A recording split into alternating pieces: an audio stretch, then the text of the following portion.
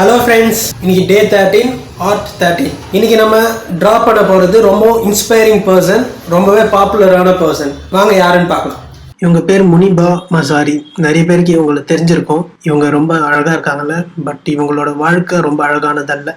என்னடா நம்ம வாழ்க்கை இவ்வளோ கஷ்டமா இருக்கு அப்படின்னு நீங்கள் ஃபீல் பண்ணுறீங்களா? இவங்க வாழ்க்கைக்கு முன்னால் உங்கள் கஷ்டம் எல்லாம் ஒன்றுமே கிடையாது.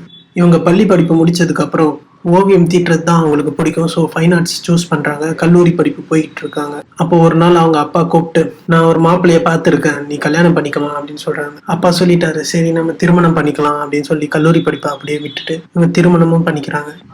ஆனால் இவங்களோட கணவருக்கு இவங்களை சுத்தமாக பிடிக்கல. இவங்க நிறைய கனவுகளோட தான் திருமணம் பண்ணிக்கிட்டாங்க. ஆனால் அந்த வாழ்க்கை சரியா அமையல. இப்படியே 2 வருஷம் போகுது. ஒரு நாள் அவங்க ஹஸ்பண்டும் இவங்களும் கார்ல போயிட்டு இருக்காங்க. அப்போ தூக்க கலக்கத்துல அவங்க ஹஸ்பண்ட் தூங்கிடுறாரு. கார் ஆக்சிடென்ட் ஆக போகுதுன்றது தெரிஞ்சதும் அவங்க ஹஸ்பண்ட் அப்படியே குதிச்சிடுறாரு. இவங்க மட்டும் காரோட போய் பள்ளத்துல விழுந்துடுறாங்க. பயங்கரமான விபத்து. பின்னால வந்தவங்க எல்லாம் இதை பார்த்துட்டு அந்த பொண்ணுக்கு ஹெல்ப் பண்றதுக்கு போறாங்க. கார்ல இருந்து வெளியே இழுத்து போடுறாங்க.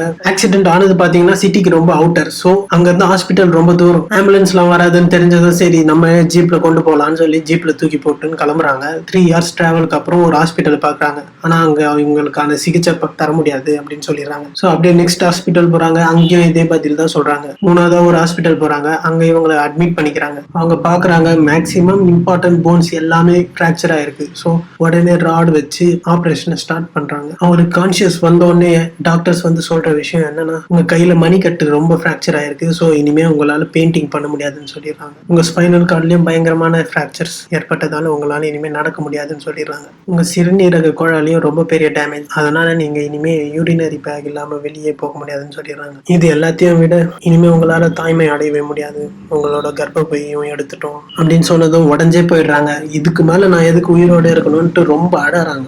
அவங்க அம்மா கிட்ட இனிமே எனக்கு வாழவே பிடிக்கலமா அப்படின்னு கதறாங்க. அப்பதான் அவங்க அம்மா சொல்றாங்க, உன்னோட கடமை ஏதோ ஒண்ணு இருக்குமா, அதனாலதான் நீ உயிரோட இருக்க அப்படின்னு சொல்றாங்க. அந்த வார்த்தை அவங்களுக்கு ஏதோ ஒரு உத்வேகத்தை கொடுக்குது. இவ்வளவு நடந்த அப்புறமா அன்னைக்கு ஓடி போன அவங்க கணவரும் அவங்க வீட்டார்கள் யாருமே வந்து அவங்கள பார்க்கவே இல்லை.